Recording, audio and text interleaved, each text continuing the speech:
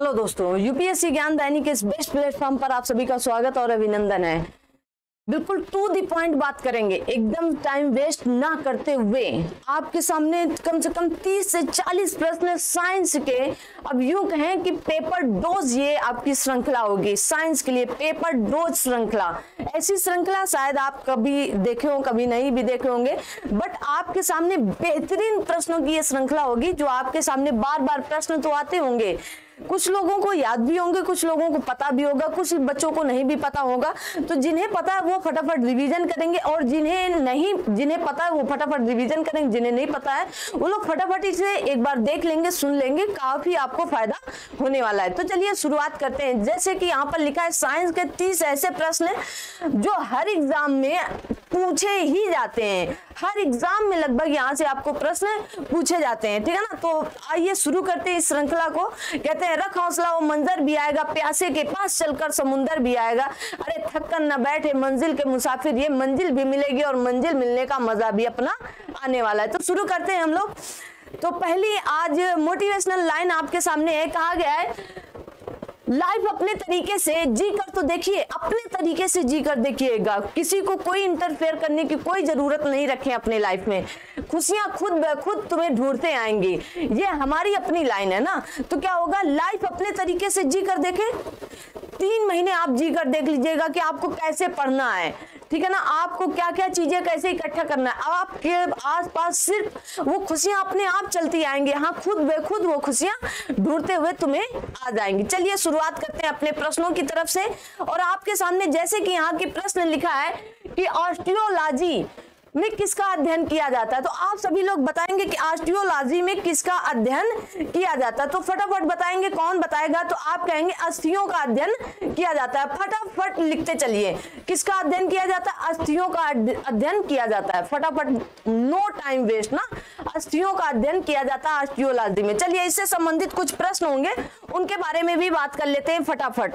चलिए यहाँ पर पहला है ओरोलॉजी में किसका अध्ययन किया जाता है। तो ओरोलॉजी में आप कहेंगे पर्वतों और पहाड़ों का अध्ययन किया जाता है। पर्वत पहाड़ों का अध्ययन किया जाता है किसमें, ओरोलॉजी में। पीसी कल्चर में किसका अध्ययन किया जाता है। तो मत्स्य का अध्ययन किया जाता है, मत्स्य पालन का अध्ययन किया जाता है। सेरीकल्चर में रेशम कीट का अध्ययन किया जाता है, किसका, रेशम कीट का अध्ययन किया जाता है। विटीकल्चर में किसका कहेंगे, तो अंगूर का अध्ययन किया जाता है, ठीक है ना। वर्मी कल्चर में किसका, तो जो किसानों का मित्र होता है केचुआ का अध्ययन किया जाता है। किसका अध्ययन किया जाता है।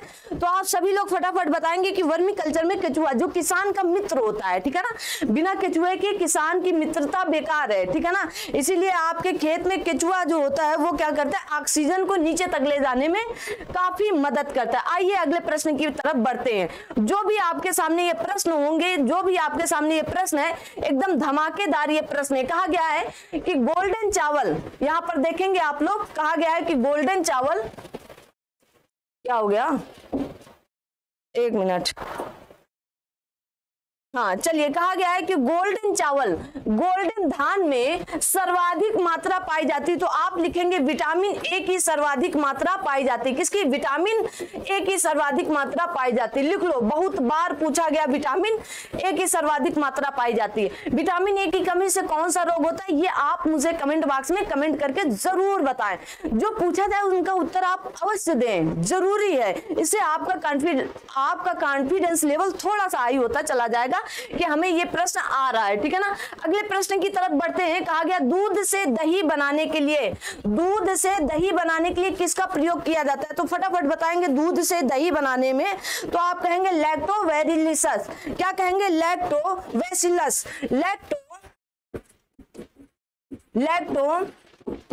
बैसिलस, ठीक है। तो इससे क्या होता है, दूध से दही की प्रक्रिया जो होती है, जैसे आप दूध गर्म करके रखते हो, उसके ऊपर पूरी तरह से ढक दो ताकि उसमें ना ऑक्सीजन ना जाए, 1 घंटे के अंदर दही जम जाता है। हम लोगों ने प्रयोग करके देखा भी है, ठीक है।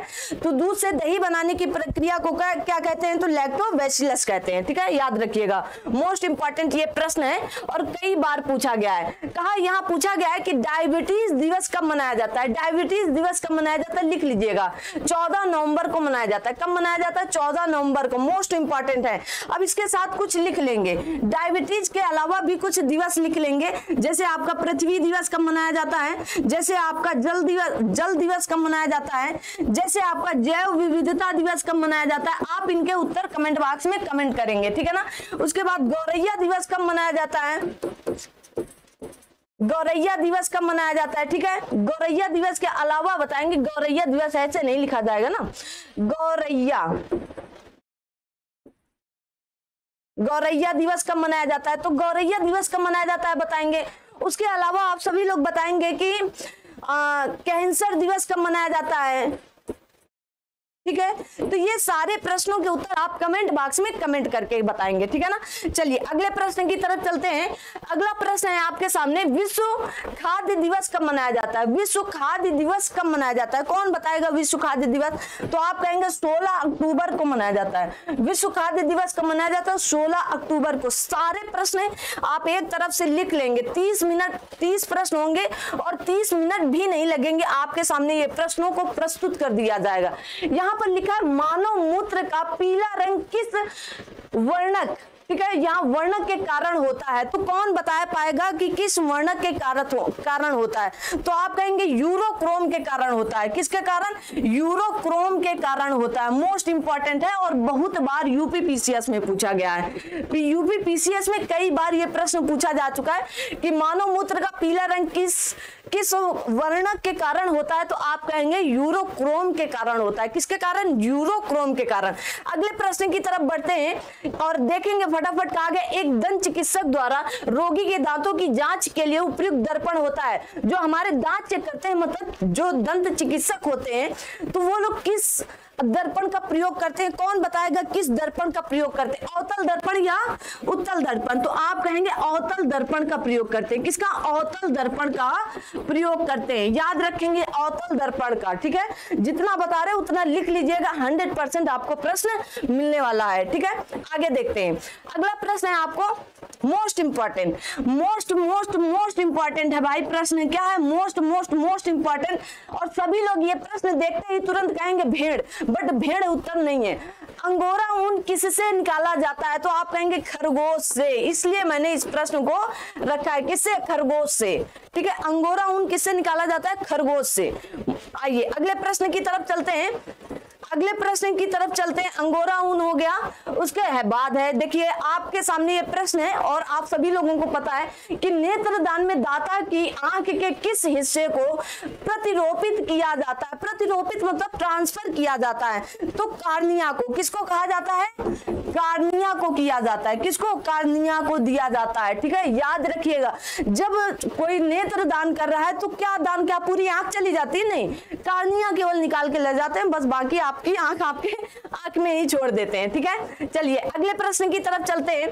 कहा गया है धान के खेत से निकलने वाली गैस है। तो धान के खेत से कौन सी गैस निकलती, तो आप कहेंगे मीथेन गैस निकलती है, धान के खेत से निकलती है। गाय भैंस जब चाबुर करते हैं, चाबुर का मतलब बिना आऊं आऊं करते हैं, तो वहां से भी मीथेन गैस ही निकलती है, ठीक है ना। और उसके बाद जो सांप की बामी होती है, बाम्बी, इससे भी क्या निकलती है, मीथेन गैस निकलती है, ठीक है ना। मीथेन गैस निकलती है। बायोगैस में भी मीथेन गैस पाई जाती है। आइए अगले प्रश्न की तरफ चलते हैं।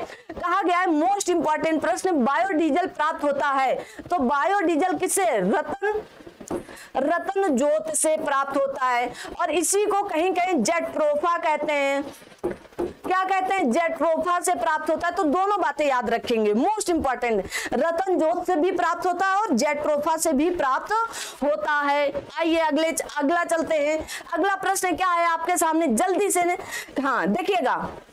कहा गया चिलगोजा किस एक प्रजाति के बीज से प्राप्त होता है। तो पहले जान ले, चिलगोजा आपका पाइन से प्राप्त होता है। पाइन एक प्रकार की प्रजाति बीज है, किससे प्राप्त होता है, तो आप कहेंगे पाइन से प्राप्त होता है, ठीक है। पाइन से क्यों, देखिए चिलगोजा जो है ना, आप जब 10 बादाम खाएंगे, 10 बादाम बराबर 1 चिलगोजा होता है। मैंने खाया है चिलगोजा ना, बड़ा महंगा भी मिलता है चिलगोजा ना। तो चिलगोजा क्या होता है, जब आप 10 बादाम खाएंगे, जितनी 10 बादाम में आपको ताकत या यादगार आएगी, तो उससे क्या होगा, एक चिलगोजा में आ जाए, मतलब इसमें भरपूर कार्बोहाइड्रेट और प्रोटीन पाया जाता है। किसमें? चिलगोजा में। याद रखिएगा, कार्बोहाइड्रेट और प्रोटीन भरपूर मात्रा में पाई जाती है। आइए अगले प्रश्न की तरफ चलते हैं और अगले प्रश्न को देख के बताएंगे आप सभी लोग। कहा गया मानव शरीर में कौन सी ग्रंथि अंतःस्रावी एवं बहिःस्रावी दोनों कारक की होती है? तो आप सभी लोगों को इस प्रश्न का उत्तर आई होप कि पता होगा ना। तो कौन सा होता है? अग्न्याशय। अग्न्याशय होती है। कौन सी होती है? अग्न्याशय होती है, ठीक है ना। एकदम सही अग्न्याशय लिखा है, सही लिखा जाएगा ना। आधा ना होता है और आधा गा भी होता है और आगे वाला आधा सा भी होता है। अग्न्याशय, अग्न्याशय ग्रंथि है जो अंतःस्रावी और बहिःस्रावी दोनों की स्थितियों में पाया जाता है। आइए अगले प्रश्न की तरफ चलते हैं। अगला प्रश्न है भूख प्यास। देखिए, भूख प्यास प्यार नफरत केंद्र कौन होता है? भूख भी लगे तो वही, और प्यास भी लगे तो वही, प्यार भी हो तो वही, और जिस दिन ये होने के बाद ये हो जाता है, ये होने के बाद ये हो जाता है, उसी दिन क्या होता है? एग्जाम क्लियर हो जाता है। क्या हो जाता है? एग्जाम क्लियर हो जाता है। तो कौन सी ऐसी ग्रंथि है जो भूख प्यास प्यार नफरत का केंद्रक होता है? तो आप कहेंगे हाइपोथैलेमस। हाइपोथैलेमस, ठीक है ना। हाइपोथैलेमस ग्रंथि होती है, ठीक है ना। हाइपोथैलेमस होता है जो हमें भूख प्यास प्यार नफरत इन सब का केंद्रक मतलब महसूस कराता है, ठीक है। आई होप कि आप सभी लोग समझ गए होंगे। अगली तरफ चलते हैं। कहा गया हाइड्रोफोबिया। हाइड्रोफोबिया किसके द्वारा होता है? तो रेबीज के द्वारा होता है। रेबीज, और रेबीज किससे होता है? तो आप कहेंगे कुत्ते के काटने से होता है। किसके? कुत्ते के काटने से होता है। और इससे हाइड्रोफोबिया क्या होता है? पानी से डर लगता है। पानी से डर लगता है। जब आप ऊंचाई पे और नीचे पानी हो तो आपकी हालत खस्ता हो जाती है। जैसे वो कौन सी पिक्चर है, भूल भुलैया में, पानी पानी ऐसे ऐसे करके वो जब दौड़ता है पानी पानी करता है, और वो जो है वो जब दौड़ते हैं तो बड़ा इंटरेस्टिंग वो पॉइंट होता है ना। तो क्या होता है? पानी से उनको क्या है? हाइड्रोफोबिया है, उनको पानी से डर ही लगता है ना। चलिए अगले प्रश्न की तरफ चलते हैं फटाफट। जो आपको कहा गया इमारतों का कुष्ठ रोग, यहां पर लिख लेंगे कुष्ठ रोग। कुष्ठ रोग ना, इमारतों का कुष्ठ रोग किसे कहा जाता है? तो आप कहेंगे एसिड रेन को कहा जाता है। किसे? एसिड रेन को कहा जाता है, ठीक है। अम्लीय वर्षा को कहा जाता है। अब अम्लीय वर्षा कैसे होती है? देखिए, सल्फ्यूरिक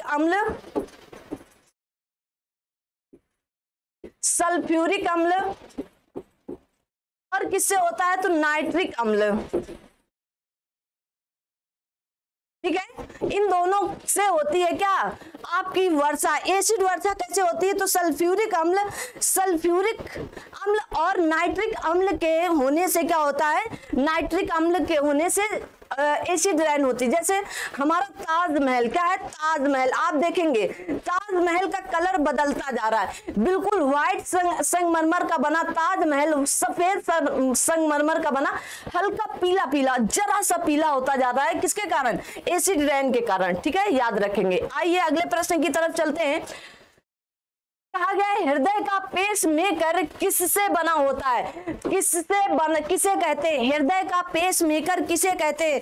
अच्छा, कौन कौन जानता है कि हृदय का पेसमेकर किसे कहा जाता है? कोई बता सकेगा क्या कि हृदय का पेसमेकर किसे कहते हैं? जल्दी से बताएंगे आप सभी लोग, हृदय का पेसमेकर किसे कहते हैं? तो बहुत से ऐसे बच्चे होंगे जो बता ले जाएंगे और बहुत से ऐसे बच्चे होंगे जो नहीं बता पाएंगे। तो हृदय का पेसमेकर किसे कहा जाता है? कौन बताएगा? जल्दी से बताएं आप सभी लोग, हृदय का पेसमेकर किसे कहते हैं? तो आप इसे शॉर्टकट में SAN भी लिख सकते हैं। इसी को कहा जाता है, क्या कहा जाता है? Sino auricular node. क्या कहा जाता है? Sino auricular node. ये क्या होता है? हृदय के पेसमेकर। इसे हृदय का पेसमेकर, जो ये धक धक कर रहा है, ये जो धड़कन चलती है, ये हमारा कैसा है? कृत्रिम है। अगर इसमें कुछ भी गड़बड़ी आ जाती तो हम क्या लगाते हैं? हृदय का पेसमेकर, मतलब एक कृत्रिम पेसमेकर यहाँ पर लगाएंगे अपने हृदय पर, और वही क्या करेगा? तो वो किसका बना होता है? किसे कहते हैं? तो साइनो ऑरिकुलम नोड को कहते हैं। मोस्ट इंपॉर्टेंट बात है, ठीक है ना, क्योंकि हमारे हृदय की जब बात आ जाए तो मोस्ट इंपॉर्टेंट हो ही जाती है, क्योंकि प्यार, नफरत, ये सब यही हृदय ही करवाता है ना। क्यों? यही हृदय करवाता है ना, तो यही हृदय करवाता है। आइए अगले पॉइंट पर चलते हैं। हाँ, ये भी हो गया है, अगला चलते हैं। हाँ देखिए, यहाँ पर लिखा है मार्लो नहीं लिखा है भाई, यहाँ लिखा है मानो। मानव के रक्त का पीएच मान कितना होता है? मानव के रक्त का मान कितना होता है? तो जल्दी से बताएंगे। मानव के रक्त का पीएच मान 7.4 एकदम फिक्स्ड है, ठीक है ना। क्या है? फिक्स्ड है, ये घटेगा बढ़ेगा नहीं। तो कैसा होगा? अब आप बताएंगे अम्लीय होगा कि क्षारीय होगा, अम्लीय होगा कि क्षारीय होगा, जल्दी से बताएंगे ना। कमेंट बॉक्स में आप लोग क्लास देखते देखते जरूर बताया करें। क्लास अच्छी लगे तो एक कमेंट जरूर दे दिया करिए, लाइक भी कर दिया करिए ना। आप लोगों के लिए ही ये सारी क्लासें बनाने का प्रयास किया जाता है कि आपको जितना ज्यादा लाभ हो सके उतना ज्यादा वर्क किया जाए, ठीक है ना। तो आप सभी लोग क्या करेंगे, इसे ज्यादा से ज्यादा शेयर भी करेंगे ना। चलिए अगले प्रश्न की तरफ चलते हैं। अगला प्रश्न है, कौन से विटामिन में कोबाल्ट धातु पाई जाती है? अब कौन से विटामिन में कोबाल्ट धातु भी पाई जाती है? ऐसी भी कोई विटामिन? हाँ बिल्कुल है। तो आप कहेंगे कौन सी विटामिन है? विटामिन B12 में क्या पाई जाती है? विटामिन B12 में कोबाल्ट धातु पाई जाती। कौन सी कोबाल्ट धातु होती है? साइनोकोबाल्मिन,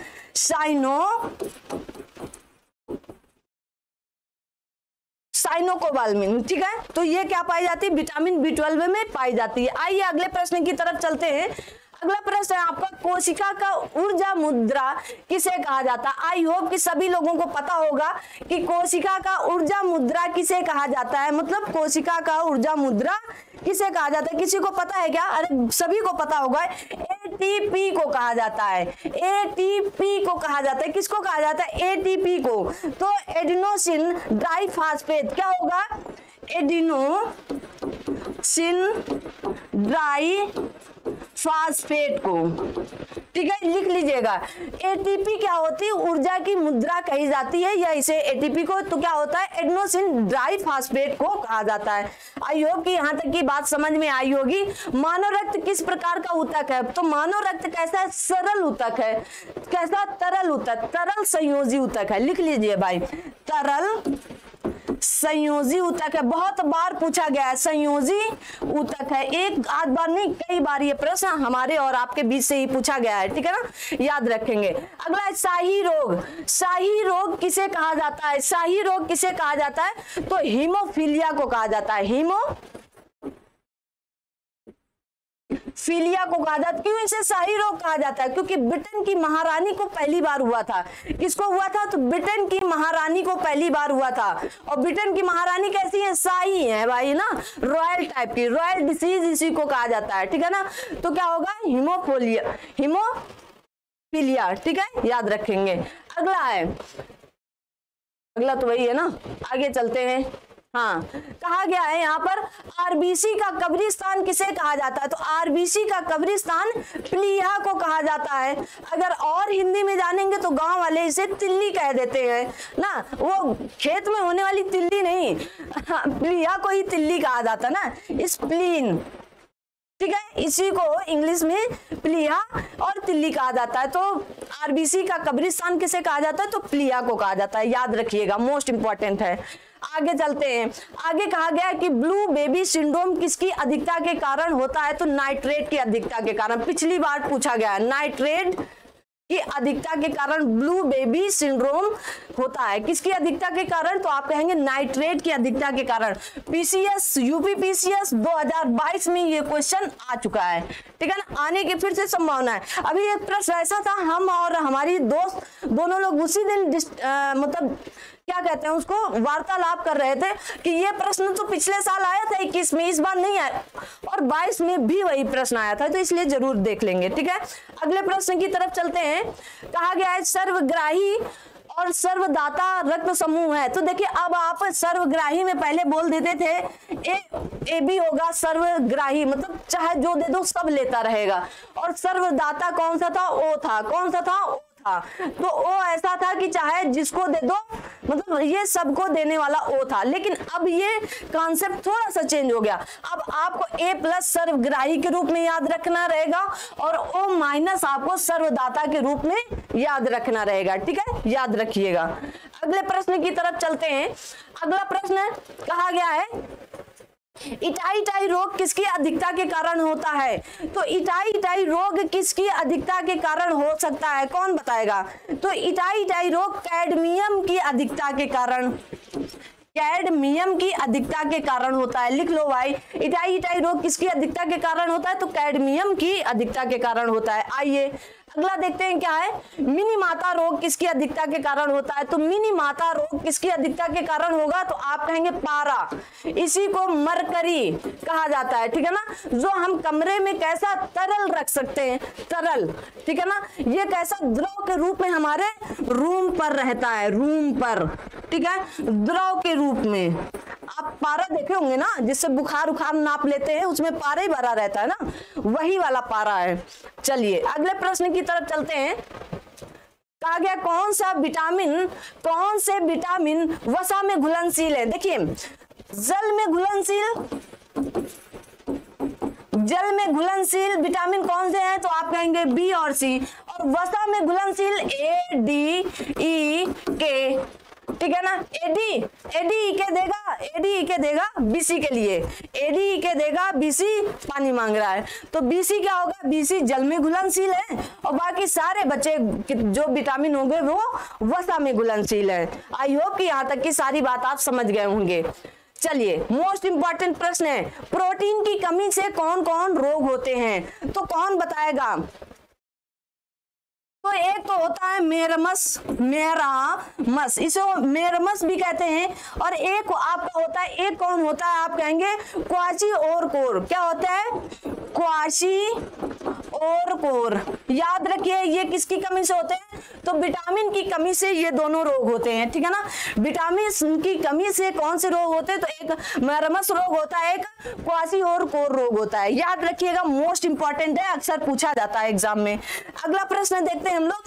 अगले प्रश्न की तरफ कहा गया है अस्थि से अस्थि के जोड़ को क्या कहा जाता है? मतलब मान लीजिए ये हमारे पैर की अस्थि है और अस्थि के जोड़ से जोड़ को क्या कहा? लिगामेंट कहा जाता है। क्या कहा जाता है? लिगामेंट कहा जाता है। ठीक है ना, लिगामेंट याद रखेंगे, लिगामेंट कहा जाता है। आइए अगले प्रश्न की तरफ चलते हैं। खत्म ना, 15 मिनट के अंदर 30 प्रश्नों की ये श्रृंखला आपकी समाप्त की जाती है और इससे बेहतर आपको रिवीजन के लिए कुछ नहीं मिल सकता है। तो फटाफट आप लोग क्या करेंगे? नोट कर लेंगे ना, इन सबको नोट करके आप हमें जरूर भेजेंगे। तो मिलते हैं अगली क्लास में, तब तक आप सभी लोग अपना ध्यान रखें। क्लास को ज्यादा से ज्यादा लाइक करें, शेयर करें और सब्सक्राइब करें। Thank you so much. जय हिंद, जय भारत।